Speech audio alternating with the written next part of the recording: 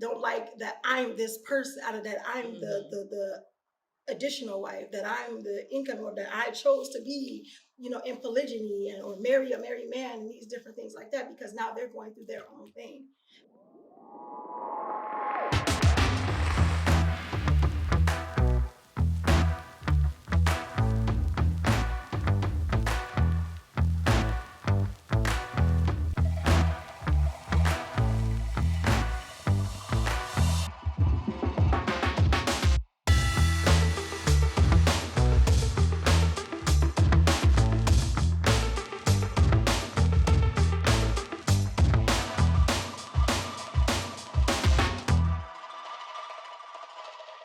But I can't, the people that were in my life, the people that I call family, are very few. It's not, I have a lot of relatives now, but family is a little different for me. They related to me, but they're not in my circle. They're not part of my daily life. I don't talk to them. I know if those people had been in a room with us, the fit would have hit the shan long before I ever opened my mouth.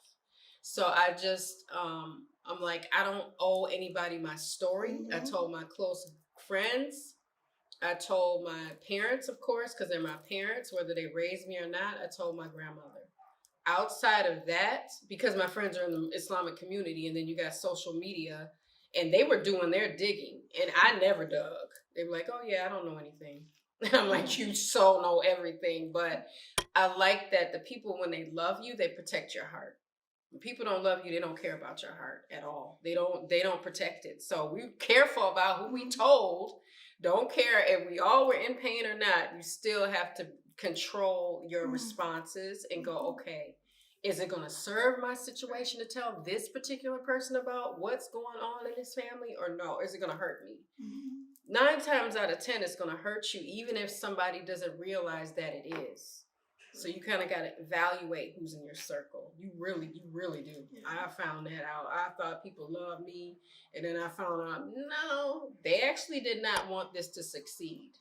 And it's messed up, because then you're left with a broken heart again, and you're like, you know what? I don't need that person in my life. So, and then they probably watching this video as we, they're probably right up in this video. That's happened too. Yeah. I'm like, what in the fake account is going on around here? I'm like, I wonder if they leaving them comments for my co-wife. Might be. It could be. It could be. And I think it's come to the point now with me that it is what it is. Yeah. I realize that, as an incoming additional wife, or whatever you want to call it, that you do become you become the villain. Oh, totally. So so it's these type of things that I kind of kept to myself, to even not hear just the chatter of the comments, not wanting to hear a lot of the immaturity. Yeah, the immaturity, even the where people just feel like they have to put their 2 cents into everything, like I stated before, like they have it all figured out. So I want to be able to deal with the quiet, so I can figure things out, so I can do the things that I need to do to make my family successful, so our family can win, regardless of who feels what way about it or anything like that. And even before, because you guys know, those who are not new to the channel, those who are familiar, know that my co-wife and I, we were very cordial at the beginning, but we weren't where we are now. We were not speaking to each other like we do, as far as going to see each other, spending time together like that. We didn't have that relationship. It wasn't that time. However, no one knew that for me. Like that was not, I remember I was at a get together, sisters get together, and during our Eid holidays, they'll have a sisters gift exchange, and it'll be like a get together at a sister's house or something like that, where a bunch of sisters get together. And I remember sitting at a table, and even though I'm an introvert, so being around a lot of people, it's fun for a minute, and then I really have to just go to, have my own decompress, have to have my own space. Yeah. So even when it came time to eating, I went outside. It was like a table maybe of 6 of us. It was like very like an intimate setting.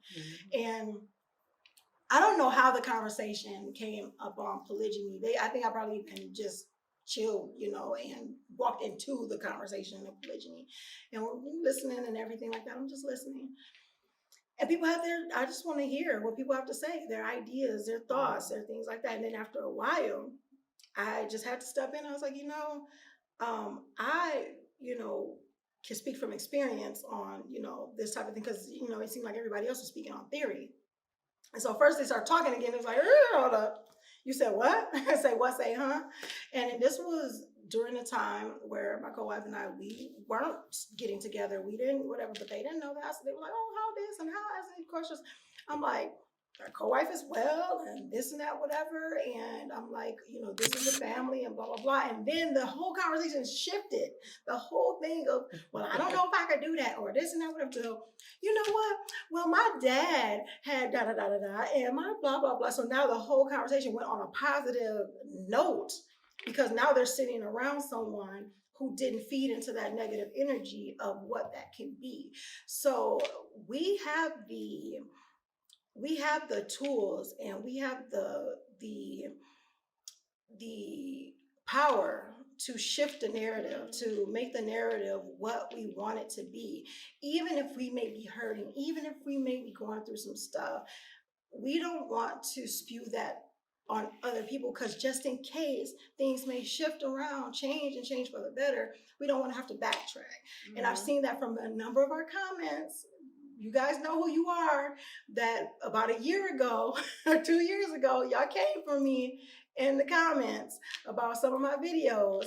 And then later on, about now, it's like, oh, you see that you're sincerely a genuine person. Oh, this is so nice that you guys are doing this. Not whatever. Those comments stay.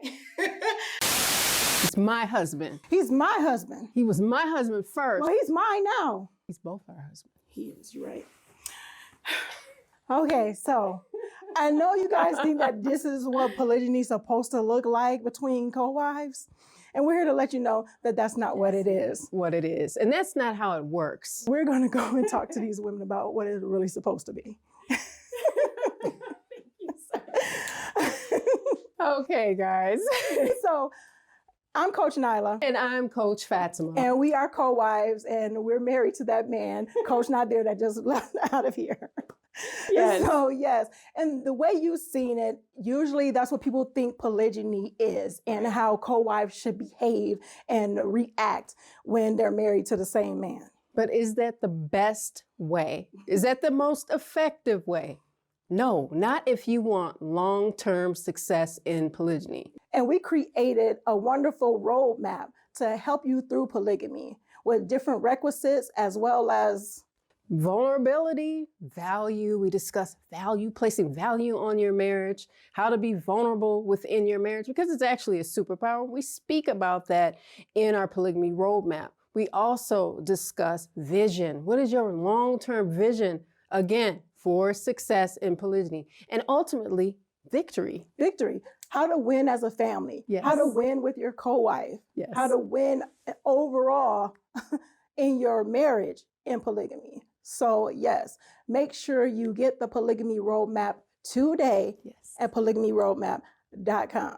Because you don't want your relationship, your marriage, your family to look like the beginning of this video. Right. Because that's not the best practices for best results, guys. So make sure you are growing intentionally, loving fearlessly, and connecting on a higher level every single day. Click the link, get the roadmap. We'll see you then.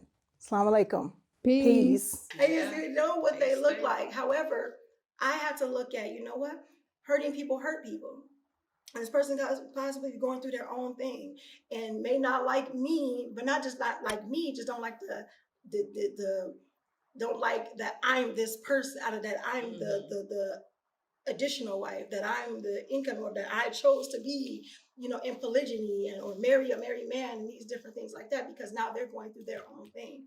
However, as they went through personal development, they say, oh, looking back on that, I was going through my thing right now, and I didn't mean to put this on you. I was going through my thing. I get it. But we do have to be careful with what we do and what we put out there, because we can put that out there to the wrong people, like my co-wife was saying. We can say certain things, we can do certain things, and people will bring that right back up. For some reason, they remember stuff that we don't remember. And don't care about. Like, we forgot all about it. I would never care about it either. Remember when you had said, no, I don't remember when I had said. I'm like, which video? What you mean? So the thing is that, even though you care about what your loved ones may feel and think and everything like that, your life is still your life.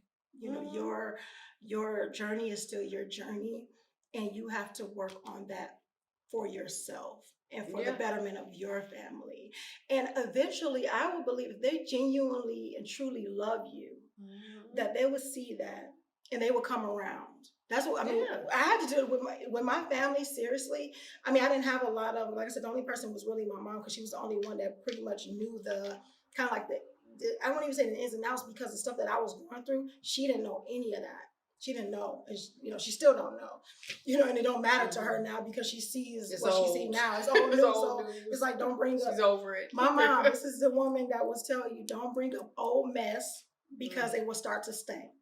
Don't stir up old mess. I'm saying it in a nicer way. My mom would use those words. She'll be more colorful with it, and she said, because it will start to stink. So she don't want that. Don't tell me no old stuff. So if you over it and everything is all good, why are you bringing it up? Why are you bringing it back up? That's her thing. So once they get over that thing and they see how genuine, how beautiful the thing is, if they really truly love you and truly care about you, they'll see that, and it won't be about their insecurities anymore. They say, you know what?